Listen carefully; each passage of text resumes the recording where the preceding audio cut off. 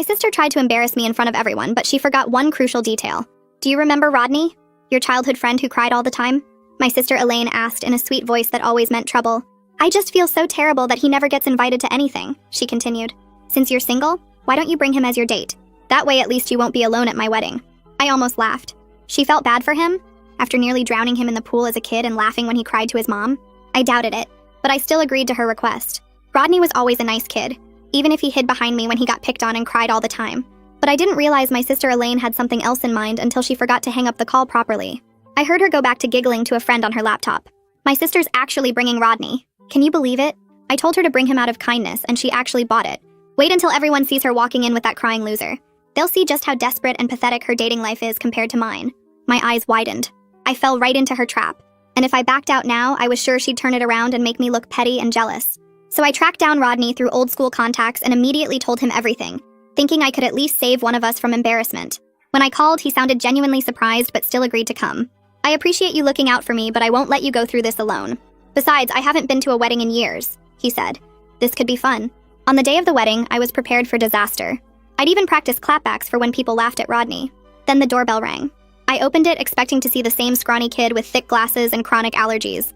Instead, I was standing face to face with a 6'2" Henry Cavill-looking guy in a perfectly tailored suit. Hi, I'm looking for Rodney, I said, nervously shifting around. Yep, that's me. Ready to go? The handsome guy responded. My brain couldn't process what I was seeing. This was not Rodney. Sure, everyone had a little bit of a glow-up since high school, but nothing like this. Shut up, you're not crybaby Rodney. He grinned. Well, I'm not a crybaby anymore, but if it helps, the suit does make me look a little different. But it wasn't the suit. Even when we walked in the wedding hall, every head turned. Some jaws dropped so low, it nearly hit the carpet.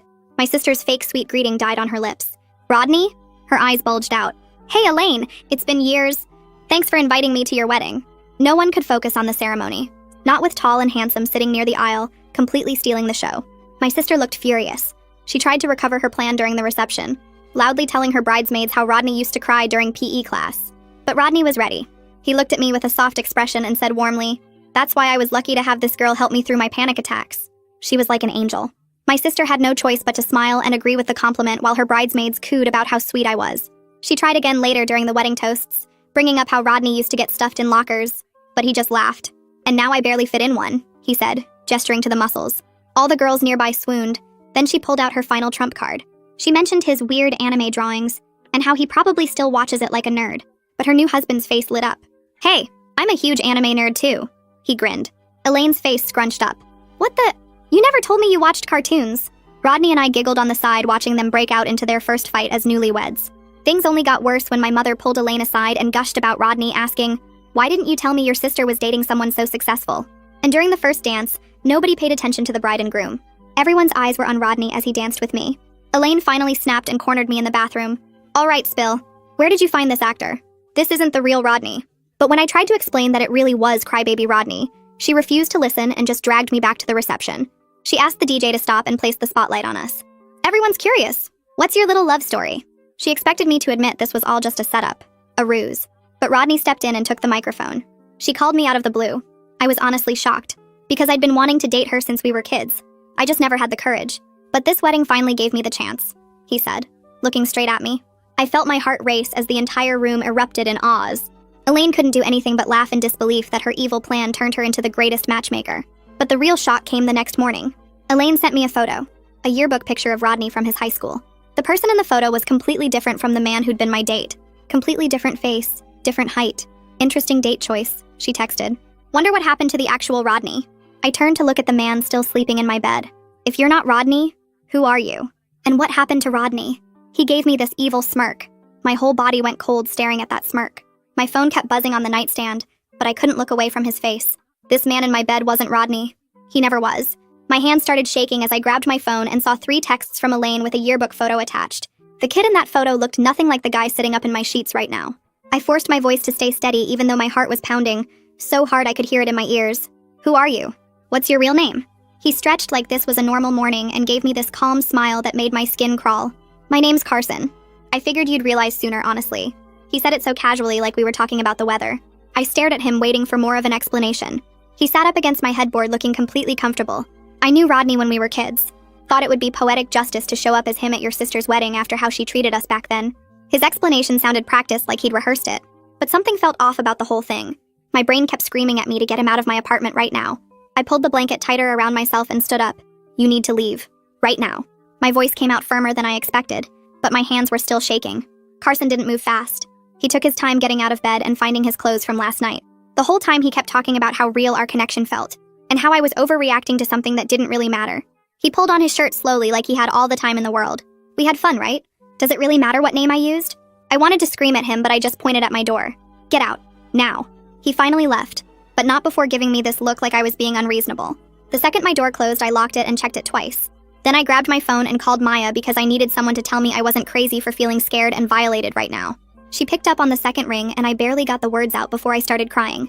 She told me to stay put and she'd be there in 20 minutes. I sat on my couch staring at my door until I heard her knock. Maya came in with 2 coffees and her laptop already open. She sat next to me and put her arm around my shoulders. Okay, tell me everything from the beginning. We started going through every single interaction I'd had with Rodney from the first message to last night. Maya pulled up the Instagram account that had messaged me about the wedding. The account was created 3 weeks before Elaine's wedding. Only 3 weeks.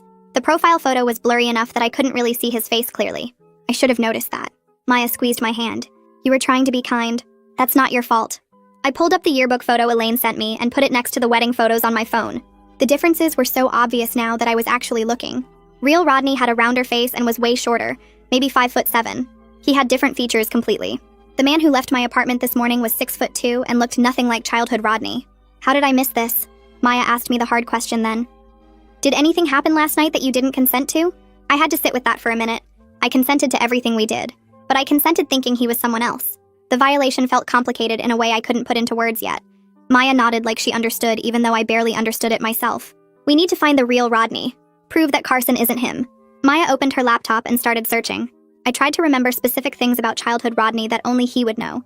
He had a birthmark on his left arm. He was scared of dogs after one chased him in 3rd grade. He collected Pokemon cards and kept them in a blue binder. Maya typed while I talked. She pulled up Facebook first, but there were too many people with that name. Then she tried LinkedIn and filtered by our hometown. There. A profile for a Rodney matching our age range. Works in IT for a company in Portland. His profile photo showed a man who looked exactly like the yearbook picture, just older. 15 years older, but definitely the same person. Round face, shorter build, glasses. Nothing like Carson. My hands started shaking again as I stared at that photo. I was completely deceived. And I let it happen so easily. Maya grabbed my laptop and opened a new tab. We need to secure everything right now. She pulled up my email account and started walking me through password changes. I typed in new passwords for my email, my bank accounts, my social media, even my Netflix because I couldn't remember what Carson might have seen when he was in my apartment. Maya made me write each new password in a notebook and hide it in my desk drawer. She pulled out her phone and looked up how to change apartment door codes online. I followed the instructions, my fingers shaking as I entered the new 6-digit combination into the keypad by my front door. The beep confirming the change felt like the first actual thing I'd done to protect myself since Carson walked out this morning. But even as we worked through the security checklist, my brain kept replaying moments from the wedding. How he knew exactly what to say to counter Elaine's attacks. How he touched my arm when we danced. How he looked at me during that microphone speech like he actually cared. Every memory felt contaminated now. Maya squeezed my shoulder. You couldn't have known. He planned this. I picked up my phone to call Elaine. Maya raised her eyebrows but didn't stop me. Elaine answered on the second ring. I told her everything in one rushed explanation. Carson wasn't Rodney. He lied about his entire identity. He manipulated both of us. The silence on the other end lasted maybe 5 seconds before Elaine's voice came back sharp and defensive. Okay, so you brought some random guy to my wedding and now you're trying to make it my fault? I felt my jaw clench. You set me up to be humiliated. You wanted everyone to laugh at me for bringing the crybaby kid. That's what created the opening for Carson to step in and pretend to be him. Elaine scoffed. I didn't tell him to lie about who he was. That's on you for not recognizing your own childhood friend. Maybe if you'd actually kept in touch with people instead of being so isolated, you would have known what Rodney really looked like. Her words hit exactly where she intended. You literally sent me the yearbook photo proving he's not Rodney. You know I was deceived. And you're still trying to make this about my judgment instead of taking any responsibility for setting up a cruel trap at your own wedding. Elaine's voice got louder. I was just having fun. Everyone plays little jokes at weddings. You're the one who slept with a complete stranger and now you want to blame me because you feel stupid. I hung up. My hands were shaking so hard I almost dropped the phone. Maya took it from me and set it on the coffee table. She's not going to help. I know, but I needed to hear her say it out loud. Maya nodded and pulled her laptop closer. She started typing something while I sat there feeling the anger burn hotter than the fear for a minute. Carson had to know about Elaine's plan somehow. He knew exactly what she was trying to do, which means he was either watching our family dynamics online, or he had some previous connection to us that let him know about the wedding trap. The thought made my skin crawl. This wasn't some random opportunity he stumbled into. He planned this. He researched us. He knew Elaine wanted to humiliate me, and he used that knowledge to slide into Rodney's identity at the perfect moment. Maya looked up from her screen. This is way more calculated than just some guy pretending to be someone else for fun. This is someone with a grudge or an obsession who saw his chance and took it. I spent the rest of the day checking my door lock every 20 minutes. Every notification on my phone made me jump. Every footstep in the hallway outside my apartment made me freeze and listen until it passed. Maya stayed through the afternoon even though I knew she had work stuff to do. We ordered Chinese food because I couldn't imagine going to a restaurant where Carson might show up. The delivery guy knocked and I made Maya answer the door while I watched from the kitchen. I felt ridiculous and violated and angry all at the same time. We ate on my couch with the TV on, but I couldn't focus on anything playing. Maya kept up a steady stream of conversation about normal things. Her job, her annoying coworker, some show she was watching. I was grateful she wasn't making me talk about Carson every second, even though he was all I could think about. When Maya finally left around 8, I locked the door behind her and checked it 3 times. I tried to watch TV but gave up after 30 minutes of staring at the screen without processing anything. I got ready for bed early, thinking maybe I could sleep off the worst of the anxiety. I laid in bed staring at the ceiling. Every small sound in my apartment building felt threatening. The neighbor's door closing, someone walking up the stairs, the building settling, the heater clicking on. My mind kept spinning through worst-case scenarios. What if Carson kept a key to my apartment somehow? What if he copied information from my laptop while I was asleep? What if he took photos of me that I don't know about? What if he shows up at my work? I checked my phone. 11:30. I tried closing my eyes, but my brain wouldn't shut off. At 1:15, I got up and checked the door lock again. At 2:30, I checked all my windows. At 3 in the morning, I finally gave up and texted Maya. I know you're probably asleep, but I can't stop thinking about what he might do next. She texted back within 2 minutes. I'm awake. Do you want me to come back over? I told her no, but thank you, and that just knowing she was awake helped. We texted back and forth for another hour about nothing important until I finally felt calm enough to try sleeping again. I dozed off around 4:30 and woke up at 7 feeling worse than if I hadn't slept at all. But lying in bed feeling anxious wasn't helping anything. I got up and made coffee. I needed to approach this like a problem I could solve instead of just a thing that happened to me. I opened my laptop and created a new document. I titled it Carson Timeline and started writing down everything I knew. When he first messaged me, what the account name was, every conversation we had leading up to the wedding, everything he said at the wedding itself, every interaction after. I went through my phone and took screenshots of all our text messages. I wrote down everything he told me about his supposed life, his job that he was vague about, his apartment that he never invited me to, the gym he claimed to go to but never specified which one. Every detail I'd dismissed as normal now looked like a red flag I should have caught. Maya came back over mid-morning with more coffee and bagels. She sat next to me and looked at my timeline document. This is good. This is really good. We need to find out where he actually lives and works. She opened my phone settings and started going through location history. I watched her scroll through weeks of data. Look at this. Every time you two met up, it was either here at your place or at public spots like coffee shops or restaurants. He never once invited you to his apartment. I pulled the laptop closer and added that to my notes. I tried to remember specific conversations from the wedding and after. Every time I'd asked Carson detailed questions about his life, he'd deflected. When I mentioned maybe visiting his place sometime, he'd changed the subject to how much he loved being at my apartment because it felt cozy. When I asked about meeting his friends, he'd said something about them all being busy with work. Every deflection had seemed smooth and natural at the time. Now they looked like obvious evasion tactics. Maya pulled up our text message history, and we read through everything chronologically. He always messaged first. He texted at weird hours like 2 in the morning or 6 in the morning like he was checking when I was online.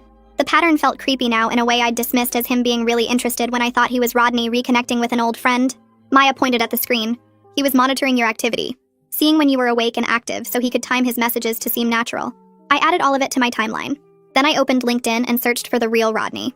His profile came up again with that photo that looked exactly like the yearbook picture, just older. I clicked the message button and started typing. Hi, Rodney. This is going to sound strange, but someone impersonated you at my sister's wedding last month. I'm trying to verify some information and wanted to confirm that you weren't at a wedding in our hometown recently. I kept it short and factual. I didn't want to sound crazy or accusatory. I just needed confirmation that Carson definitely wasn't somehow the real Rodney with a different past than I remembered. I hit send and closed the laptop. Maya looked at me. Now what? Now we wait and see if he responds. And I figure out what to do next if he confirms that he wasn't there. Maya closed her laptop and looked at me with that serious expression she gets when she's about to say something I won't want to hear. She suggested I think about hiring a private investigator to find out who Carson really is and whether I'm actually in danger. The idea made my stomach hurt because I'm already barely making rent, and my savings account is basically empty. But the thought of not knowing who this person is or what he wants felt way more dangerous than being broke for a few months. Maya must have seen the panic on my face because she immediately pulled out her phone and started searching for investigators in our area. I watched her scroll through websites while my brain kept circling back to the fact that I slept with someone whose real name I don't even know.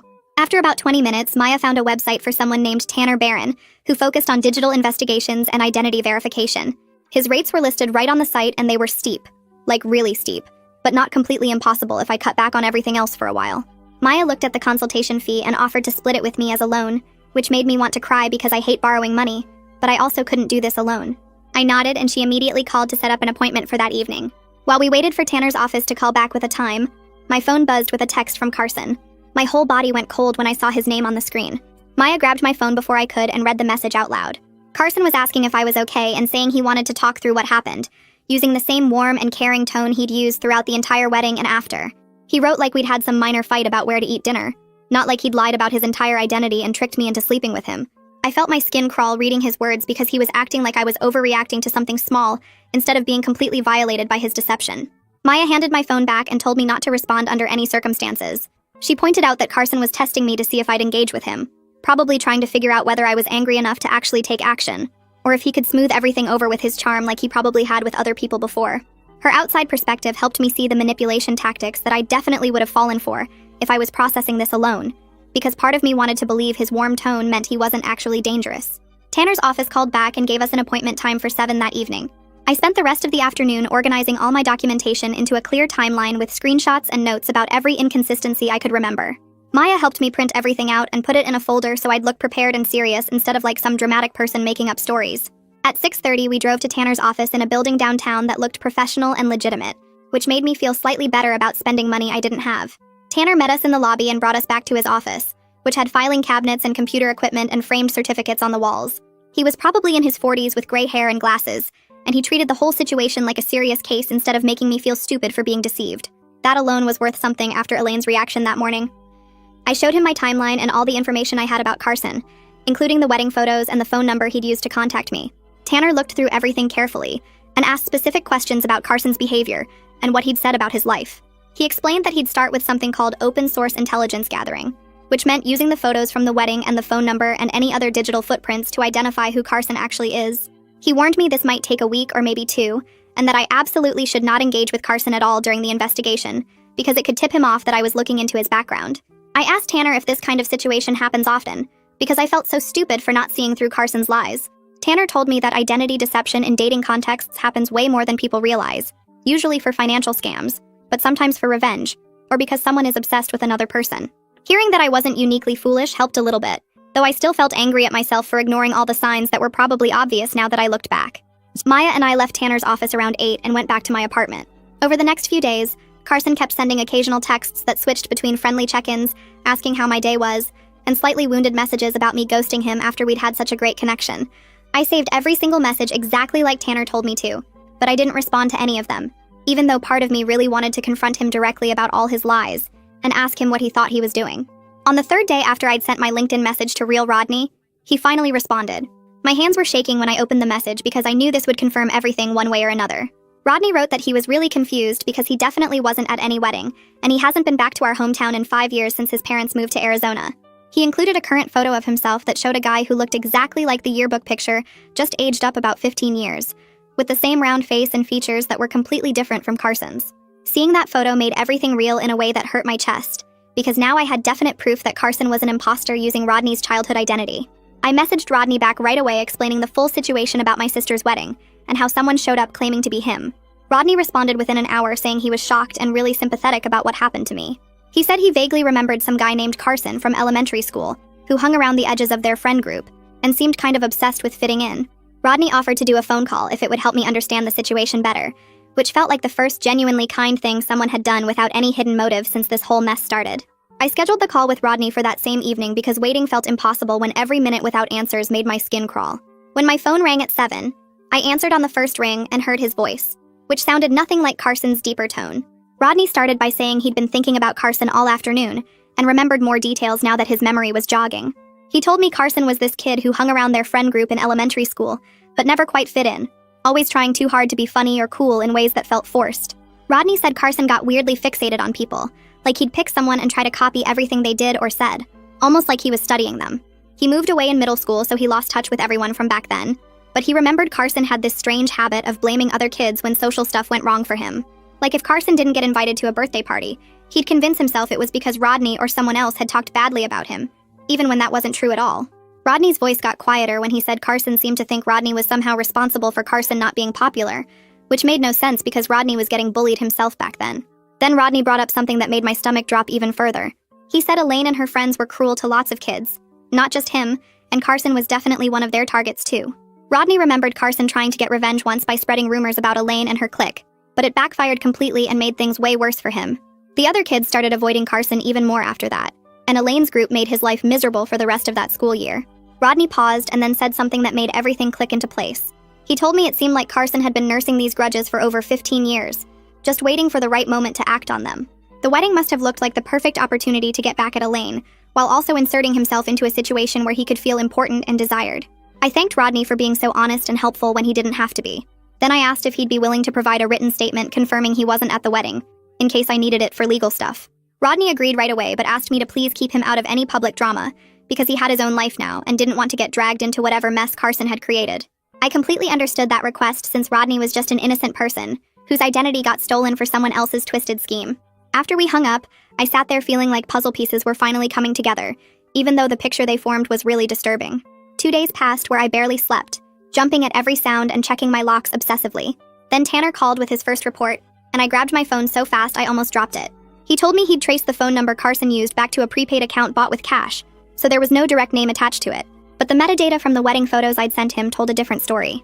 Those photos were taken with a device registered to someone named C. Ayers, and Tanner was running that name through every database he had access to right now. He said he'd have a full profile for me within a few days, and hearing the certainty in his voice made everything feel more real. I felt this weird mix of validation and dread spreading through my chest. Validation because Tanner was finding actual concrete information that proved I wasn't overreacting or imagining things. But dread because it meant this whole situation was real and serious, not just some misunderstanding I could laugh off later. Maya came over that evening without me even asking, showing up at my door with cleaning supplies and garbage bags. We spent 3 hours going through my entire apartment, removing anything Carson might have touched. Every cup he drank from went in the trash. The towel he used got thrown out. We stripped my bed and washed everything twice, and Maya helped me wipe down every surface in my bedroom. It felt both practical and symbolic, like we were erasing his presence from my space even though I knew the violation went deeper than physical objects. While we worked, my phone buzzed with a new text from Carson. This one was longer than his previous messages, saying he missed me and really wanted to take me to dinner to clear the air. Then he named a specific restaurant, this little Italian place I'd mentioned liking once in passing during the wedding reception. The fact that he remembered that detail while lying about literally everything else made me feel surveilled in a way I couldn't quite explain. It was like he'd been collecting information about me, filing away my preferences and habits, all while pretending to be someone he wasn't. Maya read the message over my shoulder and said it was creepy as hell that he was tracking what I liked while maintaining this massive deception. I saved the text like Tanner told me to, but didn't respond, even though my hands were shaking. 2 days later, Tanner sent his full report on Carson Ayers, and opening that email felt like standing at the edge of a cliff. The report was worse than anything I'd imagined in my worst spiraling thoughts at 3 in the morning. Carson had a criminal record that included a misdemeanor fraud conviction from 3 years ago. But what really made my blood run cold was the restraining order filed against him by an ex in another county just 18 months ago. I read through the case summary 3 times, and each time it felt more like reading about my own experience. The woman described Carson lying about his identity when they first met. She talked about his love-bombing behavior, showering her with attention and affection. She explained how he refused to accept when she ended things, continuing to contact her through different numbers and accounts. And she detailed his veiled threats about ruining her reputation if she didn't give him another chance. Every single thing she described matched what was happening to me right now. Reading her words made me feel physically sick, because I realized I wasn't his first victim. I was just the latest person in what was clearly a pattern of predatory behavior, and unless someone actually stopped him, I probably wouldn't be his last victim either. I printed out the entire report with shaking hands and grabbed my keys. Maya asked where I was going, and I told her I was taking everything to the police station because I couldn't just sit here knowing what Carson was capable of. I felt scared and completely exhausted, but I was also determined not to let this go. The desk officer at the police station listened to my brief explanation and directed me to Detective Stuart Gregory, who handled cases involving stalking and identity-based crimes. Gregory's office was small and cluttered with file folders, but his desk had photos of kids who I assumed were his, which somehow made me feel slightly safer. He read through Tanner's report carefully, taking his time with each page, and then started asking me detailed questions about everything Carson had said and done. What exactly did he claim about his identity? When did I first realize he was lying? Had he asked for money or access to my accounts? Did he ever explicitly threaten me? Gregory was professional and took me seriously, which was a relief after Elaine's dismissive reaction. But then he explained something that made my stomach sink. He said that unless Carson had made explicit threats, or actually stolen money from me, Pursuing criminal charges was going to be really difficult. I wanted to scream or throw something, but I just sat there staring at the detective's desk while he explained my actual options. Gregory pulled out a form and said I could file for a restraining order in civil court, which wouldn't put Carson in jail, but would legally require him to stay away from me. He told me to save every text, every call, every social media message because documentation would be crucial if Carson violated the order. Then he gave me practical safety advice that made everything feel more real and scary. He said I should change up my daily routines so Carson couldn't predict where I'd be, that I should always be aware of my surroundings, especially in parking lots, and when entering my apartment, and that I should trust my gut if something felt wrong. The way Gregory talked about it made it clear he'd seen situations like mine before, and that some of them had ended badly. I thanked him for his time and walked out of the station feeling like I had a plan, even if it wasn't the justice I wanted. Maya was waiting in her car, and when I got in, she immediately asked what happened. I explained about the restraining order option, and she said we should go file the paperwork right away before I lost my nerve. That afternoon, we drove to the courthouse and filled out the temporary restraining order application at a window where a tired-looking clerk processed domestic cases.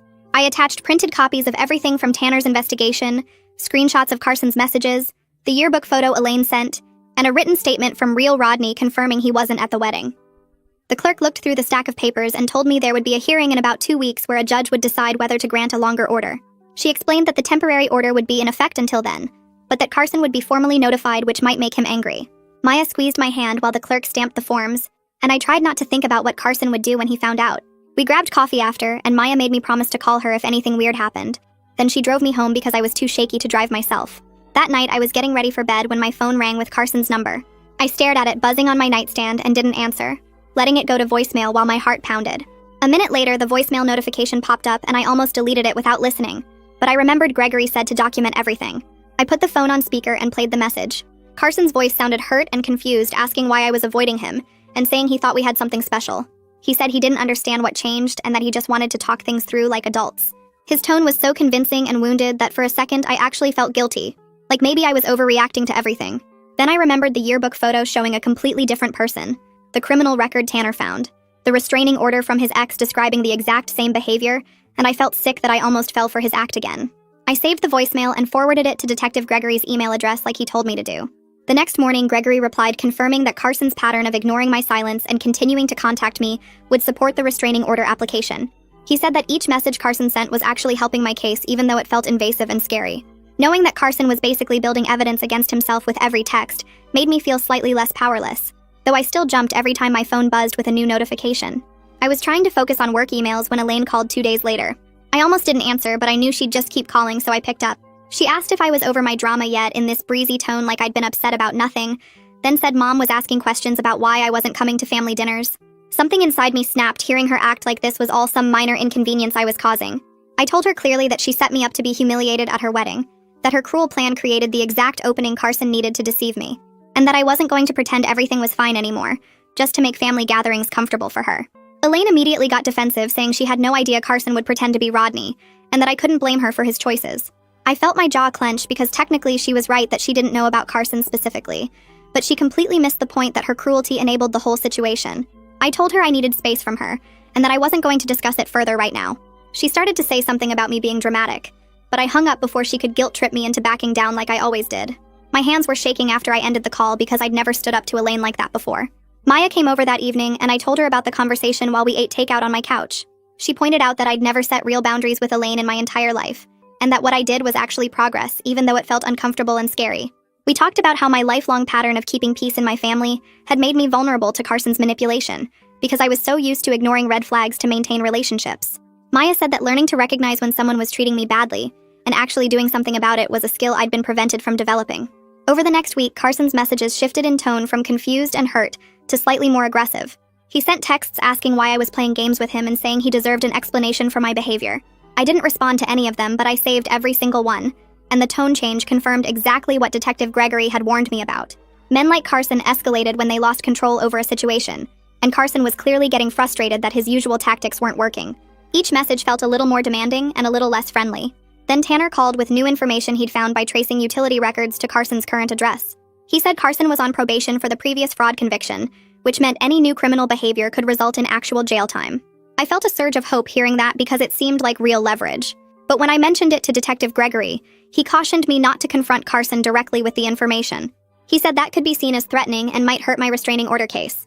The day before the hearing, Carson sent a message that made my blood go cold. He said he knew I'd been investigating him and that I should be careful about making accusations I couldn't prove. The threat was clear even though he didn't say anything explicitly violent.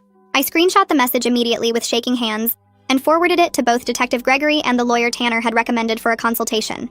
The lawyer replied within an hour saying this message significantly strengthened my case and that I should bring printed copies to the hearing tomorrow.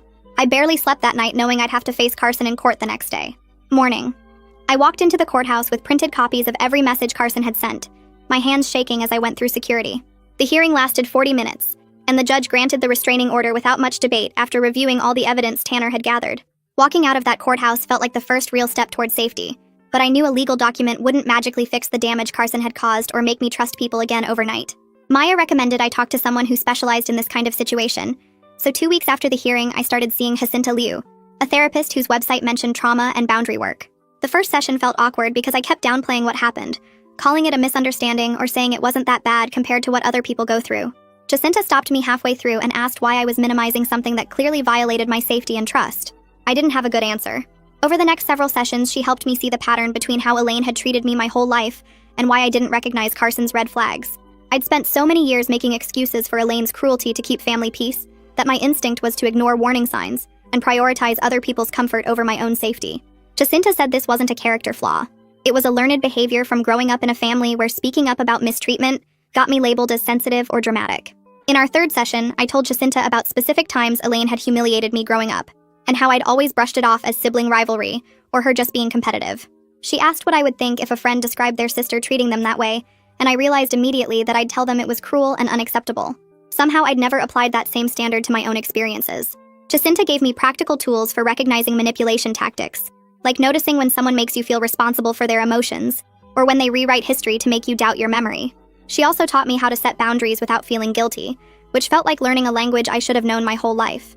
The work was uncomfortable because it meant acknowledging how much I'd tolerated and how that made me vulnerable to someone like Carson. The financial cost of everything hit hard around week 5. Between Tanner's investigator fees, the legal consultation, new locks, and a security camera for my apartment and ongoing therapy sessions, I'd burned through most of my savings. I picked up every extra shift my manager offered and started doing side gigs on weekends just to cover the basics. Maya noticed I looked exhausted and offered to loan me money, but I turned her down even though I appreciated it. I needed to prove to myself that I could handle this independently without depending on someone to rescue me. The stress of working 60-hour weeks while processing trauma made me feel like I was running on empty, but giving up wasn't an option. I meal prepped cheap food on Sundays, canceled my streaming subscriptions, and stopped buying coffee out. Every dollar mattered when I was rebuilding my sense of security from scratch. Around week 7, some people from the wedding started reaching out asking what really happened with Carson. I'd stayed off social media mostly, but apparently Carson had been posting vague things about crazy exes and how some people can't handle genuine connection. A bridesmaid I barely knew sent a long message asking for my side of the story because she'd heard conflicting accounts. I realized Carson was running his own counter-narrative to make me look unstable or vindictive. I wrote back a brief, factual explanation to the people I actually trusted, saying Carson had lied about his identity and that I'd gotten a restraining order after discovering his criminal history. I didn't go into detail about the manipulation or the violation I felt, just stuck to facts that could be verified. With everyone else, I let it go. Some people would believe Carson's version no matter what I said, and trying to control the narrative with acquaintances I'd never see again wasn't worth my energy. It stung knowing people thought I was the problem, but Jacinta reminded me that people who matter would trust me, and people who didn't know me well enough to give me the benefit of doubt weren't worth worrying about. 3 months after the restraining order, Detective Gregory called with news that shifted everything. Carson had violated his probation by contacting one of his previous victims through a fake social media account, and the woman had immediately reported it to police with screenshots.